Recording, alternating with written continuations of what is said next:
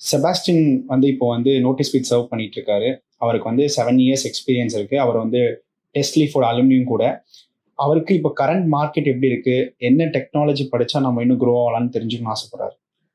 இப்ப நம்ம அக்டோபர் 2025ல இருக்கோம். இப்ப மார்க்கெட் வந்து ஜென்யூனா சொல்லணும்னா நாட் ரொம்ப பூமியா இல்லை.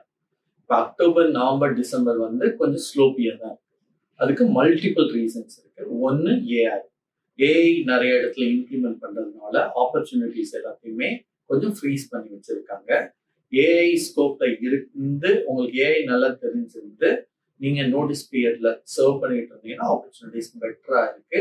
ஆனா சேம் டைம் நீங்க பியூரா மேனுவல் டெஸ்டரா இருந்தா ஆப்பர்ச்சுனிட்டிஸ் ரொம்ப ரொம்ப ரிமோட்டா இருக்கு. But same time next year opportunities திருப்பி ஸ்விங் ஆகும், நிறைய ஆப்பர்ச்சுனிட்டிஸ் வரும். ஆனா அதுக்குள்ள உங்களை கரெக்டா இம்ப்ளிமெண்ட் பண்ணி இருக்கிறது ரைட்டான விஷயம். பட் இப்பயுமே நோட்டீஸ் பீரியட் நீங்க 30 டேஸ்க்குள்ள இருந்தீங்கன்னா நிறைய ஆப்பர்ச்சுனிட்டிஸ் இருக்கதான் செய்யுது. ஆனா சேலரி முன்ன மாதிரி 2021ல பே பண்ண மாதிரி 100% ஹைக் கிடைக்கிறதுல ஒரு 30 to 40% ஹைக் ரீசனபிளா மார்க்கெட்ல கிடைக்கும்.